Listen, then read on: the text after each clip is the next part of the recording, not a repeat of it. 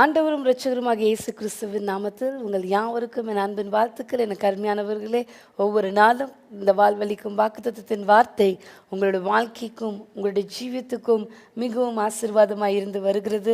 அநேகர் உங்களுடைய கருத்துக்களையும் உங்களுடைய ஆசீர்வாதங்களையும் நீங்கள் எங்களோடு தொடர்பு கொண்டு பேசும்போது மிகவும் சந்தோஷமாக இருக்கிறது. இந்த நாளிலும் கூட தேவன் அவ்விதமாய் உங்களை ஆசீர்வதிக்க விரும்புகிறார். இந்த வாழ்வளிக்கும் வாக்குத்தத்தத்தின் வார்த்தையை நீங்கள் விசுவாசிக்கும் போது நிச்சயமாகவே இந்த நாளுக்குரியதான வாக்குத்தத்தம் உடைய வாழ்க்கையில ஒரு பெரிய மாற்றத்தையும் நம்பிக்கையும் ஆசீர்வாதத்தை கொண்டு வரும். அதில் எந்த விதமான சந்தேகமும் இல்லை. நீங்கள் விசுவாசத்தோடு இந்த வார்த்தைகளை ஏற்றுக்கொள்வீர்கள் என்று சொன்னால் நிச்சயமாகவே தேவன் பெரிய காரியங்களை செய்வார். எனக்கு அருமையானவர்களே, இந்த நாளுக்குரியதான வாக்குத்தத்தம் தானியேல் தீர்க்கதரிசன புஸ்தகம் 12ஆம் அதிகாரம் 3வது வசனம் சொல்லுகிறது, ஞானவான்கள் ஆகாய மண்டலத்தின் ஒளியைப் போலவும் அநேகரை நீதிக்குட்படுத்துகிறவர்கள் நட்சத்திரங்களைப் போலவும் என்றென்றைக்கும் உள்ள சதா காலங்களிலும் பிரகாசிப்பார்கள் என்று இந்த வசனம் சொல்லுகிறது. ஞானவான்கள் ஆகாய மண்டலத்தின் ஒளியைப் போல என்றென்றைக்கும் பிரகாசிப்பார்கள் என்றதான ஒரு பகுதியை இன்றைக்கு நாம் தியானிக்க இருக்கிறோம். எனக்கு பிரியமானவர்களே, ஆண்டவர் இந்த பூமியில அநேக காரியங்களை தேவன் சிருஷ்டிப்பின் நாளிலிருந்து காரியங்களை தேவன் நமக்கு கற்றுக் கொடுத்து வருகிறார். ஆதியாகமம் 1ஆம் அதிகாரத்திலே நாம் பார்க்கும்போது தேவனாகிய கர்த்தர் ஆதியிலே வானத்தையும் பூமியும் சிருஷ்டித்த நாளிலே பூமியானது வெறுமையும் இருள் நிறைந்ததாய் காணப்பட்டது. ஆழத்திலே இருள் இருந்தது என்று வசனம் சொல்லுகிறது. அந்த இருளை தேவன் மாற்றுவதற்கு ஒரு முதலாவது சிருஷ்டிப்பாக தேவன் வெளிச்சத்தை கட்டளையிட்டார். ஆண்டவர் வெளிச்சம் உண்டாக கடவது என்று சொன்ன மாத்திரத்திலே அங்க வெளிச்சம் உண்டானது என்று நாம் பார்க்கிறோம்.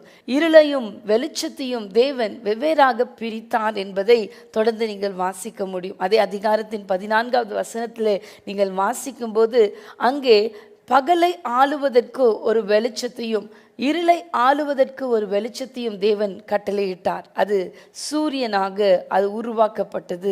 அங்கே சந்திரன் உருவாக்கப்பட்டது.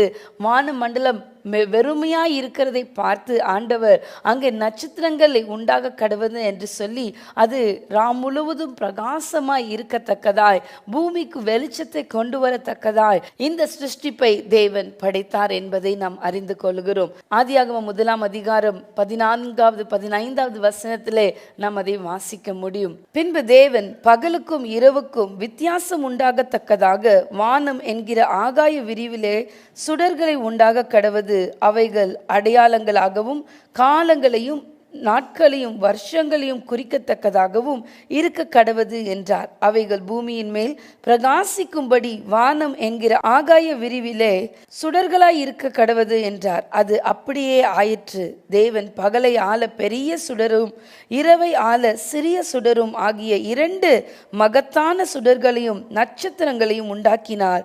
அவைகள் பூமியின் மேல் பிரகாசிக்கவும் பகலையும் இரவையும் ஆளவும் வெளிச்சத்துக்கும் இருளுக்கும் வித்தியாசமும் உண்டாகவும் தேவன் அவைகளை வானம் என்கிற ஆகாய விரிவிலே வைத்தார். தேவன் அது நல்லது என்று கண்டார். எனக்கு பிரியமானவர்களே, தேவனாகிய கர்த்தர் ஒவ்வொரு சிருஷ்டிப்பு முடித்த பிறகு அது நல்லது என்று கண்டார். நம்முடைய வாழ்க்கையில தேவன் நம்மை அப்படிப்பட்டதான பிரகாசிக்க கூடியதான ஒரு நட்சத்திரங்களைப் போல வெளிச்சத்தை கொடுக்கிறதான ஒரு ஜனமாய் தேவன் நம்மை மாற்ற வேண்டும் என்று விரும்புகிறார். ஆனாலும் இந்த உலகம் பாவத்தினாலும் அநீதினாலும் நிரம்பி இருக்கும்போது பெரிதான ஒரு இருள் மீண்டுமாக இந்த பூமியை நிரப்ப ஆரம்பித்தது. மீண்டுமாக இந்த உலகத்தில் இருக்கிறதான ஜனங்கள் பாவத்துக்கும் இருளுக்கும் அவர்கள் மூழ்கப்பட்டார்கள் என்பதை நாம் அறிந்து கொள்ளுகிறோம். ஆனால் ஆண்டவராக இயேசு கிறிஸ்து மீண்டுமாய் அவர் இந்த உலகத்துக்கு ஒரு ஒளியாக ஒரு வெளிச்சமாய் மீண்டும் இந்த ஜனங்களை பிரகாசிக்க வேண்டும் என்பதற்காக தம்முடைய சொந்த குமாரனாகிய இயேசு கிறிஸ்துவை பூமிக்கு அவர் கொடுத்த போது அவர் மூலமாக ஒரு பெரிதான வெளிச்சம் இந்த பூமியை நிரப்ப ஆரம்பித்தது. இதை நீங்கள் யோவான் எழுதின சுவிசேஷம் 1ஆம் அதிகாரத்தில் நீங்கள் வாசிக்கும் போது யோவான் எழுதின சுவிசேஷம் 1ஆம் அதிகாரம் 5வது 9வது வசனம் சொல்லுகிறது, அந்த ஒளி இருளிலே பிரகாசிக்கிறது, இருளானது அதை பற்றி கொள்ளவில்லை. இருளானது இயேசு கிறிஸ்துவை தொட முடியவில்லை. இருளானது இயேசு கிறிஸ்துவை எந்த விதத்திலையும் அது பற்றி கொள்ள முடியவில்லை. காரணம், அந்த ஒளி அது உலகத்தையே பிரகாசிக்கத்தக்கதான ஒரு மெய்யான ஒளியாய் இருந்தது. 9வது வசனம் சொல்லுகிறது, உலகத்திலே வந்த எந்த மனுஷனையும் பிரகாசிப்பிக்கிற ஒளியே அந்த மெய்யான ஒளி. அவர் உலகத்தில் இருந்தார், உலகம் அவர் மூலமாய் உண்டாயிற்று, உலகமோ அவரை அறியவில்லை என்று யோவான் எழுதுகிறார். எனக்கு பிரியமானவர்களே, ஆண்டவராகிய இயேசு கிறிஸ்து இந்த பூமியிலே அவதரித்த போது இந்த முழு உலகத்துக்கும் ஒரு இரட்சகராக, அவர் மீட்பராக, அவர் சகாயராக, அவர் சமாதான பிரபுவாக, ஆலோசனை கர்த்தராக அவர் வெளிப்பட்டார் என்பதை நாம் அறிந்திருக்கிறோம். ஆனால் அந்த முழு உலகத்துக்கும் அவர் வெளிச்சத்தை கொடுக்கும் போது எப்படி ஆதியிலே தேவன் வெளிச்சத்தையும் இருளையும் வெவ்வேறாக பிரித்தாரோ, அப்படியாக இயேசு கிறிஸ்து இந்த பூமியில அவதரித்த பிறகு ஜனங்களுக்குள்ளாக ஒரு பெரிய வித்தியாசத்தை உண்டு பண்ணும்படி கிறிஸ்துவை பின்பற்றுகிறவர்கள் வெளிச்சத்தின் பிள்ளைகளாக அவர்களை மாற்ற வேண்டும் என்பதற்காகவே தேவனாகிய கர்த்தர் இந்த பூமியிலே அவதரித்தார். அந்த மெய்யான ஒளியை நாம் அறிந்திருப்போம் என்று சொன்னால், நம் ஒளியை நாம் பின்பற்றுகிறவர்களாக கிறிஸ்துவை பின்பற்றுகிறதான ஒரு ஜனமாய் காணப்படுகிறோம். எனக்கு பிரியமானவர்களே, நம்முடைய வாழ்க்கையில எவ்வளவேனும் இருள் இராதபடி கிறிஸ்து நம்முடைய வாழ்க்கையில பிரகாசிக்க வேண்டும் என்பதற்காக தான் ஆண்டவர் ஒவ்வொரு நாளும் நம்மோடு பேசிக்கொண்டு இருக்கிறார். நம்முடைய வாழ்க்கையில பல நேரங்களில் இருள் நம்மை கவி பிடிக்கிறது, பாவ இருள் நம்மளை மேற்கொள்ளுகிறது. இருளான வாழ்க்கையை நம் சிலர் விரும்பி அதை பின்தொடர்கிறதை பார்க்கும்போது அவருடைய வாழ்க்கையில் இருக்கிறதான எல்லா ஆசீர்வாதங்களும் நஷ்டமாகிறதை நாம் பார்க்க முடியும். ஒருவேளை உங்களுடைய வாழ்க்கையில இன்றைக்கு இருள் உங்களை ஆட்டி கொண்டு இருக்கிறதா, அல்லது இருள் உங்களை பற்றி கொண்டு இருக்கிறதா, இருளின் கிரியைகள் உங்களுக்குள் காணப்படுகிறதா, எவ்வளவேனும் எனக்குள்ள சமாதானம் இல்லை, சந்தோஷம் இல்லை, போராட்டங்கள் நிரம்பின ஒரு வாழ்க்கை, குடும்பத்தில் பிரிவினைகள், வேலை ஸ்தலத்தில் ஒரு சமாதானம் இல்லை, அல்லது நாங்கள் செய்கிறதான தொழிலிலே ஒரு ஆசீர்வாதம் இல்லை என்று பல வேதனையோடு நீங்கள் இன்றைக்கு இருப்பீர்கள் என்று சொன்னார், உங்களுடைய வாழ்க்கையில தேவன் ஒரு வெளிச்சத்தை கட்டளையிட விரும்புகிறார். உங்களுடைய வாழ்க்கையில அந்த இருளை தேவன் மாற்ற விரும்புகிறார். எனக்கு அருமையானவர்களே, அநேகருடைய சரீரத்தில் வியாதினாலே பல விதத்திலே அவர்கள் வேதனை அனுபவித்துக் கொண்டு இருக்கிறார்கள். இருளில் இருக்கிற ஜனங்கள் பெரிய வெளிச்சத்தை கண்டார்கள் என்று யோவான் எழுதும் போது அவர்களுடைய வாழ்க்கையில் அந்த வெளிச்சம் பிரகாசித்தது என்பதை நாம் அறிந்து கொள்கிறோம். நம்முடைய வாழ்க்கையில இயேசு கிறிஸ்துவை நோக்கி பார்ப்போம் என்று சொன்னால் நம்முடைய வாழ்க்கையில் இருக்கிறதான இருள் மாறும், நம்முடைய வாழ்க்கையில் இருக்கிறதான அந்தகாரங்கள் நீங்கும், நம்முடைய வாழ்க்கையில் இருக்கிறதான குறைவுகளை கத்து நிறைவாக்குவார், நம்முடைய வாழ்க்கையில் இருக்கிற வறட்சிகள் செழிப்பாய் மாறும். இந்த நாளிலே நீங்கள் அதை விசுவாசிப்பீர்கள் என்று சொன்னால் மெய்யாகவே தேவனுடைய வாழ்க்கையில ஒரு பெரிய ஒரு வெளிச்சத்தை தேவன் கொண்டு வர விரும்புகிறார். நீங்கள் அந்த வெளிச்சத்தை நீங்கள் சுதந்திரிக்க போகிறீர்கள். நீங்கள் விசுவாசியுங்கள், நிச்சயமாகவே கர்த்தர் உங்களுடைய நிலையை அப்படியே வைக்க மாட்டார், ஒரு மாற்றம் உண்டாகும். நீங்கள் நம்பிக்கையுள்ளவர்களாய், ஆண்டவர் மேல் ஒரு பிரியமுள்ளவர்களாய் உங்களுடைய இருதயத்தை நீங்கள் ஒப்பு கொடுப்பீர்களா? இந்த நாளில் உங்களுடைய வேலையா இருக்கட்டும், அல்லது உங்களுடைய படிப்பா இருக்கட்டும், நீங்கள் இருக்கிறதான உங்களுடைய அறையில ஒரு வெளிச்சம் உண்டாக இருக்கும்படியாய் தேவன் விரும்புகிறார். உங்களுக்கு படிக்க முடியல என்று பல போராட்டத்தோடு நீங்கள் காணப்படலாம். இருள் உங்களுடைய வாழ்க்கையில பல நேரங்களிலே இருள் உங்களுடைய வாழ்க்கையை மேற்கொள்கிறது நிமித்தம் நீங்கள் அடைய வேண்டிய ஆசீர்வாதங்களை நீங்கள் இழந்து போகக்கூடியதான நிலை காணப்படலாம். அல்லது நான் இவ்வளோ காரியங்களை நான் இதற்காக நான் பிரயாசப்பட்டேன், ஆனால் நான் பெற்றுக்கொள்ள முடியவில்லை, என்னுடைய வெற்றியை நான் சுதந்திரிக்க முடியவில்லை, என்னுடைய ஆசீர்வாதத்தை நான் பெற்றுக்கொள்ள முடியவில்லை என்று அங்கலாய்ப்போடு நீங்கள் காணப்படுகிறீர்களா? எனக்கு அருமையானவர்களே, தேவன் உங்களுடைய வாழ்க்கையிலுக்கு இருளை மாற்ற விரும்புகிறார். எந்த சூழ்நிலையிலே இருள் உங்களை பற்றி கொண்டது என்பதை நீங்கள் நிதானித்து பாருங்கள். எவ்வளோ நாட்களா இந்த வேதனையை நீங்கள் அனுபவித்து கொண்டு இருக்க வேண்டும்? ஆண்டவர் எனக்கு ஒரு நிம்மதியை கட்டளையிட மாட்டாரா, ஒரு சுக வாழ்வை தேவன் கட்டளையிட மாட்டாரா என்று அங்கலாய்ப்போடு வேண்டுதலோடு இந்த நாளிலே நீங்கள் கேட்டுக்கொண்டு இருக்கலாம். கர்த்தருடைய ஆவியானவர் சொல்லுகிறார், உங்களுடைய வாழ்க்கையில் இருக்கிறதான இருள் மாறப்போகிறது. தேவன் உங்களை வெளிச்சத்தின் பிள்ளைகளாக, ஒளியின் பிள்ளைகளாய் தேவன் உங்களை மாற்ற விரும்புகிறார். அந்த ஒளி சாதாரண ஒளி அல்ல, அது உங்களை பிரகாசிக்கிற அந்த ஒளியாய் அது மாறும். எனக்கு அருமையானவர்களே, இந்த நாளிலே ஆண்டவருடைய வார்த்தையை தியானித்து கொண்டு இருக்கிறதான நீங்கள் நம்பிக்கையோடு விசுவாசத்தோடு நீங்கள் அறிக்கை செய்வீர்கள் என்று நான் நம்புகிறேன். நிச்சயமாகவே உங்களுடைய வாழ்க்கையில் இருக்கிற சூழ்நிலைகளை கர்த்தர் மாற்றி இந்த வெளிச்சத்தை கொடுக்க வேண்டும் என்று சொன்னால் தேவனை பற்றினதான ஒரு அறிவை நாம் இன்னும் அதிகமாய் பெற்றுக்கொள்ள வேண்டும். என்னோடு கூட உங்களுடைய வேதத்தை எடுத்துக்கொள்ளுங்கள். யோவான் எழுதின சுவிசேஷம் 9ஆம் அதிகாரம் 5வது வசனத்தில் நாம் வாசிக்கிறோம். நான் உலகத்தில் இருக்கையில் உலகத்துக்கு ஒளியாய் இருக்கிறேன் என்றார். உலகத்தில் இருக்கும்போது ஆண்டவர் சொன்ன ஒரு வார்த்தை, நான் உலகத்துக்கு ஒளியாய் இருக்கிறேன் என்று. ஆனால் ஜனங்களிடத்தில் ஆண்டவர் சொல்லும்போது, நீங்கள் உலகத்துக்கு வெளிச்சமாய் இருக்கிறீர்கள் என்று சொல்லி மத்திய எழுதின சுவிசேஷம் 5ஆம் அதிகாரம் 14வது வசனத்திலே நாம் வாசிக்கிறோம். அவர் ஒளியாய் இருக்கும்போது தேவன் நம்மை வெளிச்சமாய் மாற்றுகிறார். அவரிடத்திலிருந்து பெற்றுக்கொள்கிறதான அந்த ஒளியை நாம் எடுத்து நம்மை பிரகாசிக்கும்படியாய் தேவன் விரும்புகிறார். இன்றைக்கு வாக்குத்தத்தமும் தேவன் அப்படிதான் நம்மோடு பேசிக்கொண்டே இருக்கிறார். ஞானவான்கள் ஆகாய மண்டலத்தின் ஒளியைப் போலவும் அநேகரை நீதிக்குட்படுத்துகிறவர்கள் நட்சத்திரங்களைப் போலவும் என்றென்றைக்கும் உள்ள சதா காலமும் பிரகாசிப்பார்கள். They will not shine only for a season என்று சொல்லல ஆண்டவர். சதா காலமும் என்றென்றைக்கும் அவர்கள் பிரகாசிப்பார்களாம். ஆண்டவர் இன்றைக்கு அப்படிப்பட்டதான ஒரு காரியத்தை செய்ய விரும்புகிறார். உங்களை தேவன் பிரகாசிக்க பண்ண வேண்டுமா? ஆண்டவர் உங்களுக்கு கொடுத்திருக்கிறதான அந்த வெளிச்சமானது அநேகருக்குள்ளாக பிரகாசிக்க வேண்டுமா? தேவன் உங்களை இருக்கிறதான இடங்களிலே பிரகாசமுள்ள நட்சத்திரங்களைப் போல தேவன் உங்களை ஒளியை கொடுக்கிற ஜனமாய் கர்த்தர் உங்களை மாற்ற வேண்டும் என்று விரும்புகிறீர்களா? எனக்கு அருமையானவர்களே, இந்த வசனம் சொல்லுகிறது, ஞானவான்கள் ஆகாய மண்டலத்தில் இருக்கிறதான ஒளியை போல பிரகாசிப்பார்களா? எப்படி சூரியனும் சந்திரனும் நட்சத்திரங்களும் எப்படி பிரகாசிக்கிறதோ அது ஒரு நாள் தவறாமல் பிரகாசிக்கிறது. ஒரு நாள் கூட அது ரெஸ்ட் எடுத்துக்கிறேன்னு சொல்லுகிறது கிடையாது. நான் டயர்டாக இருக்கிறேன், என்னால் இதுக்கு மேலே பிரகாசிக்க முடியாது, என்னுடைய வெளிச்சம் எல்லாம் இவ்வளோ 1000 வருஷங்களை நான் கொடுத்து முடித்து விட்டேன் என்று சூரியன் சொல்லுவது கிடையாது, நட்சத்திரங்கள் சொல்லுவது கிடையாது, சந்திரன் சொல்லுவது கிடையாது. ஆனால் அதை சிருஷ்டித்த நாள் முதல் கொண்டு இந்த நாள் வரை கர்த்தர் அதுக்குள்ள ஒரு வல்லமையை வைத்திருக்கிறார். அது சொல்லுகிற தேவன் சொல்லுகிற வார்த்தையின்படி ஒவ்வொரு நாளும் அது தன்னுடைய வேலையை கடமையை சரியாய் செய்வது போல நீங்களும் நானும் தேவனிடத்திலிருந்து பெற்றுக்கொண்டிருக்கிறதான இந்த ரட்சிப்பை, தேவனிடத்திலிருந்து பெற்றுக்கொண்டிருக்கிறதான இந்த வெளிச்சத்தை அநேகருக்கு நாம் பிரகாசிக்கிறதான ஒரு ஒளியை தேவன் நம்மை மாற்ற விரும்புகிறார். எனக்கு அருமையானவர்களே, இந்த ஒளியினிடத்தில் வருவதற்காக அநேகர் இன்னும் ஆயத்தமாய் இருக்கிறார்கள். இந்த ஒளியை நான் பார்க்க வேண்டும் என்று சொல்லி, இந்த வெளிச்சத்தை நான் பார்க்க வேண்டும், எங்க ஒளி எடுக்குது என்று சொல்லி அநேகர் தேடிக்கொண்டு அநேக இடங்களுக்கு செல்கிறதை நாம் பார்க்க முடியும். ஆனால் அவரே மெய்யான ஒளியாய் இருக்கிறார். இந்த உலகத்தை பிரகாசிப்பிக்கிறதான மெய்யான ஒளி அவரே.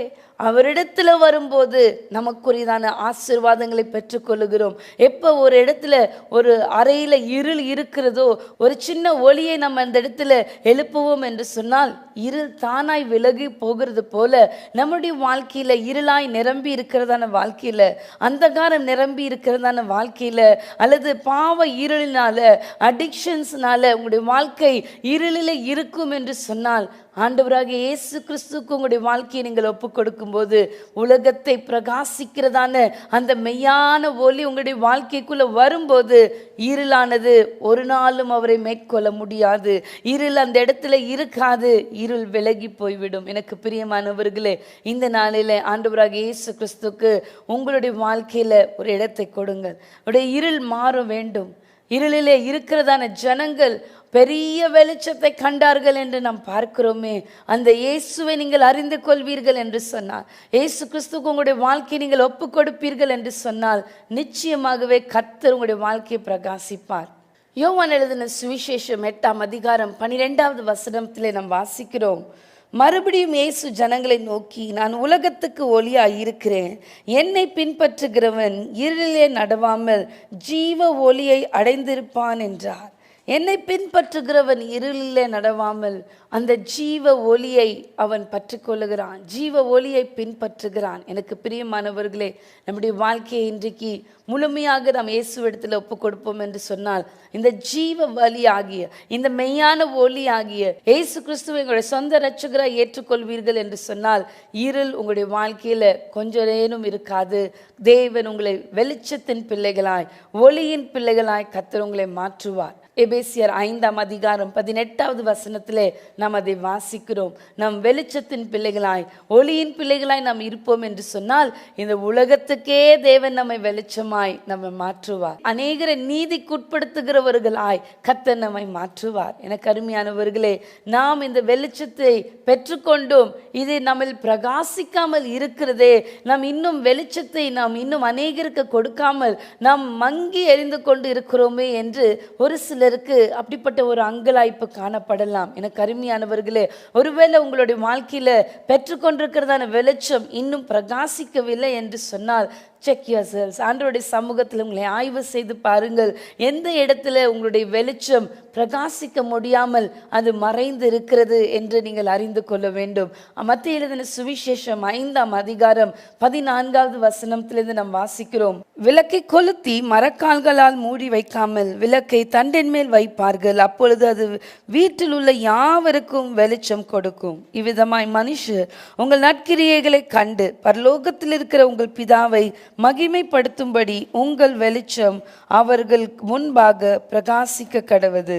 எனக்கு அருமையானவர்களே, நம்முடைய விளக்கு மரக்கால்களால் மூடி வைக்காமல் அது தண்டின் மேல் வைக்கப்படும் என்று சொன்னால், வீட்டில் உள்ள யாவருக்கும் அது வெளிச்சத்தை கொடுக்கிறதாய் மாறும். நம்முடைய வாழ்க்கையில் சில நேரங்களில் இந்த மரக்கால் என்று சொல்லும்போது உங்களுடைய வியாபாரமாக இருக்கலாம், அல்லது நீங்கள் செய்கிற வேலையாக இருக்கலாம், அல்லது உங்களோட முக்கியமாய் எது தோன்றுகிறதோ அதுக்கு அதிகமாக இம்பார்ட்டன்ஸ் நீங்கள் கொடுக்கும்போது அது உங்களுடைய வெளிச்சத்தை மற்றவர்களுக்கு பிரகாசிக்க முடியாதபடி அது மங்கி எரியக்கூடியதாய் மாறும், அல்லது சில நேரத்தில் அணைந்து போகிறதாய் மாறும். அப்படிப்பட்டதான நேரங்களில் நாம் அநேகருக்கு நற்கிரியைகளை செய்வதற்காகவே கிறிஸ்து இயேசு மூலமாய் நாம் சிருஷ்டிக்கப்பட்டிருக்கிறோம். நம்முடைய நற்கிரியைகள் வெளிப்படும் என்று சொன்னால் அநேகருக்கு அந்த வெளிச்சம் பிரகாசிக்க கூடும் என்று சொல்லி இந்த வசனத்தில் நாம் வாசித்தோம். இரண்டாவதாக நாம் பார்க்கிறோம், ஞானவான்கள் ஆகாய மண்டலத்திலே போலவும் பிரகாசிப்பார்கள் என்று சொல்லி. ஆகாய மண்டலத்தில் எப்படி சூரியனும் சந்திரனும் பிரகாசிக்கிறதோ அதுபோல் நம்முடைய வாழ்க்கையில நாம் பெற்றுக்கொண்டிருக்கிறதான ஆசீர்வாதங்கள், கிருபைகள், இவைகள் நஷ்டப்படாதபடி நாம் பிரகாசிக்க வேண்டும் என்பதுதான் தேவனுடைய விருப்பமாய் இருக்கிறது. ஒருவேளை நான் நல்லா ஜெபிக்கிறேன், நான் நல்லா ஆண்டவருடைய சமூகத்துக்கு நான் போகிறேன், என்னால் நல்லா மற்றவர்களுக்காக பாரத்தோடு ஜெபிக்க முடியுது என்றெல்லாம் சொல்லுகிற நபராய் நீங்கள் காணப்படலாம். ஆனால் இன்னும் ஒரு பிரகாசத்தை நான் பார்க்க முடியலையே, இன்னும் ஒரு வெளிச்சத்தை என்னால் அடைய முடியலையே என்று சொல்லி சில நேரங்கள் உங்களுக்குள்ள சோர்வு, துக்கம், பலவிதமான காரியங்கள் உங்களை மேற்கொள்கிறதாய் இருந்தால் உங்களுடைய வெளிச்சம் மற்றவர்களுக்கு முன்பாக பிரகாசிக்க முடியாமல் போய்விடும். அதனால்தான் சுவிசேஷத்திலே நம்ம வாசிக்கிறோம், விளக்கை கொளுத்தி நாம் கட்டிலின் கீழ் வைத்து கொள்கிறோம். சில நேரத்தில் நம்மளுடைய தூக்கம் சில நேரத்தில் நமக்கு இன்பமாக இருக்கிறது, அதிலிருந்து நாம் வெளியே வர முடியாதபடி, வெளிச்சம் நம்மளிலிருந்து பிரகாசிக்க முடியாதபடி அநேக காரியங்களுக்கு, நமக்கு இஷ்டமானவைகளுக்கு நேரத்தை கொடுக்கிறோம். நாம் அப்படிப்பட்டதான ஒரு நிலையில காணப்படுவோம் என்று சொன்னால், தேவன் இன்றைக்கு நம்மளுடைய வெளிச்சம் பிரகாசிக்கப்படும்படியாக, அநேகருக்கு நாம் ஒளியாய் காணப்படும்படியாய், அநேகருக்கு வெளிச்சத்தை பிரகாசிக்கத்தக்கதாக நம்மளுடைய விளக்கானது மரக்கால்களால் மூடி வைக்காமல், கட்டிலின் கீழ் வைக்கப்படாமல், அது அநேகருக்கு வெளிச்சத்தை கொடுக்க அது விளக்கு தண்டின் மேல் வைக்கப்பட்டு இருக்க வேண்டும் என்று கர்த்தர் விரும்புகிறார். அநேகருடைய வாழ்க்கையில இன்றைக்கு எதை மேற்கொண்டு இருக்கிறது என்பதை நீங்கள் அறிந்து கொள்ள வேண்டும். ஞானவான்கள் என்று நாம் பார்க்கும்போது கர்த்தருக்கு பயப்படுகிறதான மனுஷன் ஞானவான்.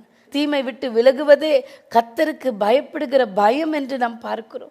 கர்த்தருக்கு பயப்படுகிற பயமே ஞானத்தின் ஆரம்பம் என்று பார்க்கிறோம். அப்படிப்பட்டதான ஞானவான்களாய் நாம் மாறுவோம் என்று சொன்னால், தேவனுக்கு பயந்து அவருடைய வழிகளிலே நாம் நடக்கும்போது தேவன் நிச்சயமாகவே நம்மளுடைய வாழ்க்கையில் இருக்கிறதான இருளை மாற்றி அநேகருக்கு வெளிச்சத்தை கொடுக்க கர்த்தர் உதவி செய்வார். மூன்றாவதாக ஏசாயா 60 முதலாவது வசனம் சொல்லுகிறது, எழும்பி பிரகாசி, உன் ஒளி வந்தது, கர்த்தருடைய மகிமை உன்மேல் உதித்தது. இதோ இருள் பூமியையும் காரிருள் ஜனங்களை மூடும், ஆனாலும் உன்மேல் கர்த்தர் உதிப்பார், அவருடைய மகிமை உன்மேல் காணப்படும். உன் வெளிச்சத்தினிடத்துக்கு ஜாதிகளும் உன் உதிக்கிற உன் ஒளியினிடத்துக்கு ராஜாக்களும் நடந்து வருவார்கள். சுற்றிலும் உன் கண்களை ஏறெடுத்து பார், அவர்கள் எல்லாரும் ஏகமாய் கூடி உன்னிடத்தில் வருகிறார்கள். உன் குமாரர் குமாரத்திலிருந்து வந்து உன் குமாரத்திகள் உன் பக்கத்திலே வளர்க்கப்படுவார்கள் என்று ஆண்டவர் தீர்க்க தரிசனமாய் அங்கே ஏசாயா மூலமாய் உரைக்கப்பட்டதான வார்த்தைகளை நாம் வாசிக்க கேட்டோம். எனக்கு பிரியமானவர்களே, நம்மளுடைய வாழ்க்கையில எழும்ப முடியாதபடி சில இருள் நம்மை கவிப்பிடித்து கொண்டு இருக்கிறது. பிரகாசிக்க முடியாதபடி சில காரியங்கள். ஆண்டவர் சொல்லுகிறார், தூசியை உதறிவிட்டு எழும்பு மகளே, நீ தூசியை உதறிவிட்டு எழும்ப வேண்டும். கர்த்தர் உன்னிடத்தில் பிரகாசிக்க விரும்புகிறான். தேவனுடைய வல்லமை உனக்குள்ளிருந்து வெளிப்பட ஆரம்பிக்க போகிறது. இதோ இருள் பூமியையும் காரிருள் ஜனங்களை மூடும், ஆனாலும் உன்மேல் கர்த்தர் உதிப்பார். உன்னுடைய வெளிச்சத்துல இடத்துல ராஜாக்கள் நடந்து வருவார்கள் என்று நாம் பார்க்கிறோம். ஜாதிகள் எல்லாம் ஓடி வரக்கூடியதான ஒரு நாட்கள் சமீபமாய் இருக்கிறது. ஆண்டவர் சொல்லுகிறதான ஒரு வார்த்தை, நீ எழும்பி பிரகாசி, ஒளி வந்தது, கர்த்தருடைய மகிமை உன்மேல் உதித்தது. The glory of the Lord is shining upon you. இனி இருள் உன்னை மேற்கொள்ள முடியாது. கர்த்தர் நம்முடைய வாழ்க்கையில அவர் பிரகாசிக்க விரும்புகிறாரே. ஆண்டவரிடத்துல ஒப்புக்கொடுங்க. ஆண்டவரே, எதெல்லாம் என்னுடைய வாழ்க்கையில தூசியா இருக்கு, எதெல்லாம் ஒரு அற்பமான காரியத்துக்கு உங்களுடைய பிடிவாதத்தையும் வைராக்கியத்தையும் நீங்கள் பிடித்து வைத்து கொண்டிருக்கிறீங்களோ, அது எல்லாத்தையும் விட்டு விலகுங்கள். எதெல்லாம் உங்களுடைய வாழ்க்கையில தூசியை போல இருக்கு, சின்ன சின்னது தான், இதனால ஒன்றும் இல்லைன்னு நினைச்சிட்டு இருப்பீங்க. ஒரு நாள் அந்த தூசி அதிகமாய் தான் இருளை வெளிச்சத்தையே மறைத்து விடும். கர்த்தர் இன்றைக்கு சொல்லுகிறதான ஒரு காரியம், தூசியை உதறி விட்டு நீங்கள் எழுந்திருக்க வேண்டும். உடைய படுக்கையை விட்டு நீங்கள் எழுந்திருக்க வேண்டும். ஆண்டவருக்காக எழும்பி பிரகாசிக்கத்தக்கதான் உடைய பாவ பிடியிலிருந்து நீங்கள் எழுந்திருக்க வேண்டும். அன்றைக்கு ஆண்டவர் ஒரு மனிதனை சுகப்படுத்தின போது, உன் படுக்கையை எடுத்துக்கொண்டு நட என்று சொல்லிவிட்டார். உடனே அவன் எழுந்து அந்த இடத்தை விட்டு போய்விட்டான் என்று நாம் பார்க்கிறோம். அப்படிப்பட்டதான ஒரு அற்புதத்தை கர்த்தர் செய்கிறார். இன்றைக்கு உங்களை எழும்பும்படி கர்த்தர் விரும்புகிறார். ஆண்டவர் சொல்லுகிறதான வசனத்துக்கு நீங்கள் உங்களை ஒப்புக் கொடுப்பீர்கள் என்று சொன்னார், நிச்சயமாகவே கர்த்தர் உங்களில் பிரகாசிப்பார். நான்காவதாக, நாம் கர்த்தருடைய வசனத்துக்கு நடுங்குகிறவர்களாய் இருப்போம் என்று சொன்னால், வார்த்தையானது நமக்குள்ள எந்த அளவுக்கு நிரப்பப்படுகிறதோ அந்த வார்த்தையானது அநேகருக்கு வெளிச்சத்தை கொடுக்கிறதான ஒரு நீதிக்குட்படுத்துகிறதான ஒரு ஜனமாய் கர்த்தர் நம்மை மாற்ற முடியும். எனக்கு பிரியமானவர்களே, சங்கீதம் 119 105வது வசனம் சொல்லுகிறது, உம்முடைய வசனம் என் கால்களுக்கு தீபமாகும், என் பாதைக்கு அது வெளிச்சமாய் இருக்கிறது என்று சங்கீதக்காரன் சொல்லுகிறார். பல இடங்களிலே சங்கீதக்காரன் பாடும்போது, கர்த்தர் எனக்கு வெளிச்சமாய் இருக்கிறார், நான் பயப்படேன், மனுஷர் எனக்கு என்ன செய்வார், கர்த்தர் எனக்கு வெளிச்சம், கர்த்தர் எனக்காக யாவையும் செய்து முடிக்கிறதான பிரகாசிக்கிறதான ஒரு வெளிச்சம் என்று சொல்லி எல்லாம் சங்கீதக்காரன் சொல்லுகிறதை நாம் பார்க்க முடியும். எனக்கு பிரியமானவர்களே, உங்களுடைய வாழ்க்கையில வசனம் உங்களை நிரப்பும் என்று சொன்னால், வார்த்தைக்கு நீங்கள் நடுங்குவீர்கள் என்று சொன்னால், வார்த்தைக்காக அதிகமாய் டைம் ஸ்பெண்ட் பண்ணி வசனங்களை மனப்பாடம் பண்ணுவீர்கள் என்று சொன்னால், நிச்சயமாகவே கர்த்தர் உங்களுடைய வாழ்க்கையில உங்களை பிரகாசிக்க பண்ண முடியும். ஆண்டவருடைய வெளிச்சம் உங்களுக்குள்ளிருந்து அநேகருக்கு அது வெளியரங்கமாய் மாறும். கர்த்தருடைய வார்த்தைக்கு அதிகமாய் உங்களை ஒப்புக்கொடுங்கள். வசனங்களை அதிகமாய் மனப்பாடம் பண்ணுங்கள். நேரம் குறைவாக இருந்தாலும் பரவாயில்ல, கொஞ்சம் ஒரு சின்ன வசனமாவது ஒவ்வொரு நாளும் நீங்கள் மனப்பாடம் பண்ணுவதற்கு உங்களை அர்ப்பணிங்கள். கர்த்தர் உங்களை ஆசீர்வதிப்பார். அதே போல கடைசியாக நாம் பார்க்கிறோம், நம்முடைய வாழ்க்கையில அக்கிரமங்கள் பாவங்களை நாம் உதறி தள்ளிவிடுவோம் என்று சொன்னால் கிறிஸ்து நம்மில் பிரகாசிக்க முடியும். ஆண்டவருடைய வெளிச்சமானது அது பிரகாசிக்க முடியும். யோபு 11ஆம் அதிகாரம் 11வது வசனம் சொல்கிறது, உம்முடைய கையிலே அக்கிரமம் இருந்தால் அதை தூரத்திலே அகற்றி விட்டு அநியாயம் உம்முடைய கூடாரங்களில் வாசமாய் இருக்க ஒட்டாதிரும். அப்பொழுது உம்முடைய ஆயுசு காலம் பட்ட பகலை பார்க்கிலும் பிரகாசமாய் இருக்கும். இருளடைந்த நீ விடிய காலத்தின் வெளுப்பை போல் இருப்பீர் என்று ஆண்டவர் சொல்லுகிறார். நம்முடைய வாழ்க்கையில் இருக்கிற அக்கிரமங்கள் பாவங்கள் இவைகள் எல்லாம் உதறி தள்ளி விடுவோம் என்று சொன்னால், கிறிஸ்து நம்முடைய வாழ்க்கையில வெளிச்சமாய் கடந்து வந்து நம்மை தேவன் அநேகருக்கு ஒரு ஒளியை கொடுக்கிறதான ஜனமாய், வெளிச்சத்தை கொடுக்கிற ஜனமாய் கர்த்தர் நம்மை மாற்றுவார். கடைசியாக நாம் பார்க்கிறோம், ஆண்டவருடைய சுவிசேஷத்தை யாரெல்லாம் எடுத்து செல்லுகிறார்களோ, யாரெல்லாம் கர்த்தருடைய வார்த்தையை பிரசங்கிக்கிறார்களோ அவர்களை தேவன் நட்சத்திரங்களைப் போல பிரகாசிப்பேன் என்று வாக்கு கொடுத்திருக்கிறார். ஆண்டவருடைய ராஜ்யத்தின் சுவிசேஷத்தை இந்த பூமி முழுவதும் நாம் பிரசங்கிக்கத்தக்கதான அநேக வாய்ப்புகளை தேவன் கொடுக்கிறார். ஒவ்வொருவரும் இருக்கிற இடங்களிலே நீங்கள் சுவிசேஷத்தை அறிவிப்பீர்கள் என்று சொன்னால் இந்த பூமி முழுவதும் சுவிசேஷத்தினால் நிரப்பப்பட்டு இருக்கும். அநேக யுத்தங்களும் சண்டைகளும் பலவிதமான இயற்கை சீற்றங்களும் அநேக காரியங்கள் நம்மை சுற்றி நடந்து வருகிறதை நாம் பார்க்கிறோம். இன்னும் கொஞ்ச காலம் மாத்திரமே கர்த்தர் சீக்கிரமாய் வெளிப்பட போகிறார். அவருடைய வருகைக்கு நாம் ஆயத்தமாகத்தக்கதாக, அவருடைய ராஜ்யத்திலே நாம் பங்குள்ளவர்களாய் மாறத்தக்கதாய், அநேகரை தேவனுடைய ராஜ்யத்தை சேர்க்கத்தக்கதாய் கர்த்தர் நமக்கு ஒரு பொறுப்பை கொடுத்திருக்கிறார். 1 பேதுரு புஸ்தகம் 2ஆம் அதிகாரம் 9வது வசனம் சொல்லுகிறது, நீங்களோ உங்கள் அந்தகாரத்தில் நின்று தம்முடைய ஆச்சரியமான ஒளிநடத்திற்கு வரவழைத்தவருடைய புண்ணியங்களை அறிவிக்கும்படிக்கு தெரிந்து கொள்ளப்பட்ட சந்ததியாயும் ராஜரீகமான ஆசாரிய கூட்டமாயும் பரிசுத்த ஜாதியும் அவருக்கு சொந்தமான ஜனமாய் இருக்கிறீர்கள். அந்த காலத்தில் இருந்த உங்களை ஆச்சரியமான ஒளிநடத்துக்கு வரவழைத்தவருடைய புண்ணியங்களை அறிவிக்கத்தக்கதாய் கர்த்தர் உங்களை தெரிந்து கொண்டிருக்கிறார். உங்களை பெயர் சொல்லி அழைத்திருக்கிறார். ஆண்டவருடைய நாமம் உங்கள் மூலமாய் மகிமைப்பட வேண்டும் என்பதற்காய் தேவன் உங்களை அழைத்திருக்கிறார். இந்த வாய்ப்பை நீங்கள் நழுவி விடாமல் ஆண்டவருடைய சமூகத்தில் காத்திருந்து அந்த வார்த்தைகளோடு நீங்கள் மற்ற ஜனங்களிடத்தில் போய் சொல்லுங்கள். நிச்சயமாகவே கிறிஸ்து உங்கள் மூலமாய் பிரகாசிப்பார். ஆண்டவருடைய வெளிச்சம் உங்கள் மூலமாக அநேகரை நீதிக்குட்படுத்துகிறதான ஒரு வாய்ப்பை கர்த்தர் உங்களுக்கு கொடுக்க போகிறார். அப்படிப்பட்டவர்களை தான் தேவன் ஞானவான் என்று சொல்லுகிறார். எனக்கு அருமையானவர்களே, ஆத்துமாக்களை ஆதாயம் செய்கிறவன் ஞானவான். ஆத்துமாக்களை ஆதாயம் பண்ணத்தக்கதாய் கர்த்தர் உங்களுக்கு ஒரு வாய்ப்பை கொடுப்பார் என்று சொன்னார். நமக்காக அல்ல, தேவனுடைய ராஜ்யத்துக்காக அவருடைய பாரத்தை நாம் புரிந்து கொண்டு அநேகரை நீதிக்குட்படுத்துகிற ஜனமாய் மாறுவோம். தேவன் நம்மிடத்தில் அவருடைய வெளிச்சத்தை பிரகாசிக்க கர்த்தர் கிருபை செய்வார். இந்த நாளிலும் கூட இந்த வார்த்தைக்கு உங்களை ஒப்புக்கொடுங்கள். கர்த்தர் உங்களில் பிரகாசிக்க வேண்டும் என்று சொன்னால் அநேக காரியங்களை உங்களோட கர்த்தருடைய வார்த்தையானது இடைப்பட்டிருக்கும் என்று நான் நம்புகிறேன். இந்த வார்த்தையின்படி கர்த்தர் உங்களை ஆசீர்வதிப்பார். நம் யாவரும் கண்களை மூடி தேவனை நோக்கி பார்ப்போம். எங்களை அதிகமாய் நேசிக்கிற எங்கள் நல்ல தகப்பனே, ஆசீர்வதிக்கப்பட்டதான இந்த நல்ல நாளுக்காக உமக்கு நாங்கள் நன்றி செலுத்துகிறோம். ஆண்டவரே, இந்த நாளிலும் ஆண்டவரே அப்பா, ஞானவான்களை ஆண்டவரே கர்த்தாவே நீர் பிரகாசிக்கிறதான ஆண்டவரே அநேகரை நீதிக்குட்படுத்துகிறதான ஜனங்களை நட்சத்திரங்களைப் போல பிரகாசிப்பேன் என்று வாக்கு பண்ணினீர். ஆண்டவரே அப்பா, ஆகாய மண்டலத்தில் இருக்கிறதான அந்த ஒளியா போல அப்பா எங்களுடைய வாழ்க்கையில நாங்கள் ஒரு பிரகாசத்தை காணத்தக்கதாய் ஒரு நாளும் ஆண்டவரே இந்த பிரகாசம் குறைந்து போகாதபடி, எங்களுக்குள்ள காணப்படுகிறதான இந்த வெளிச்சம் குறைந்து போகாதபடி, மங்கி எரியாதபடி, அணைந்து போகாதபடி தேவனுடைய ஆவியானவர் இன்றைக்கு அநேக காரியங்களோடு எங்களோடு பேசினீர். இந்த வார்த்தைக்கு எங்களை ஒப்பு கொடுக்கிறோம். இந்த நாளிலும் கேட்ட வார்த்தையின்படி ஒவ்வொருவரையும் கர்த்தர் நீர் ஆசீர்வதிப்பீராக. அவருடைய குடும்பங்களை கர்த்தர் ஆசீர்வதிப்பீராக. கையிட்டு செய்கிற வேலைகளை கர்த்தர் ஆசீர்வதிப்பீராக. குடும்பத்தில் ஒரு சமாதானம், சந்தோஷமும் சுகமும் உண்டாயிருக்கும்படியா நாங்கள் செபிக்கிறோம். குறிப்பாக ஆண்டவரே கர்த்தாவே, இருளிலே போராடி கொண்டிருக்கிறதா நம்முடைய ஜனத்தை கர்த்தர் விடுதலையாக்கும்படியா நாங்கள் செபிக்கிறோம். அநேக பாவ கட்டுகளிலிருந்து ஆண்டவரே, மாந்திரிக கட்டுகளிலிருந்து, அடிக்ஷன்ஸ்லிருந்து நம்முடைய ஜனத்தை கர்த்தர் விடுதலையாக்கி ஆண்டவரே வெளிச்சத்தின் பிள்ளைகளாய் நடக்கத்தக்கதான ஒரு பெரிய பாக்கியத்தை நீர் கொடுப்பீராக. ஆண்டவரே, ஏற்கனவே உம்முடைய ரட்சிப்பையும் அபிஷேகத்தையும் கிருபைகளையும் பெற்றுக்கொண்ட ஜனமான அநேகருக்கு உம்முடைய சுவிசேஷத்தை சொல்லக்கூடியதான ஜனமாய் கர்த்தர் மாற்றும். இந்த நாளிலும் ஆண்டவரே உம்முடைய பிள்ளைகள் கையிட்டு செய்கிற எல்லா காரியத்திலும் கர்த்தருடைய ஆசீர்வாதம் பரிபூர்ணமாய் உண்டாயிருக்கட்டும். உங்க நாமம் மாத்திரம் மகிமைப்படட்டும்.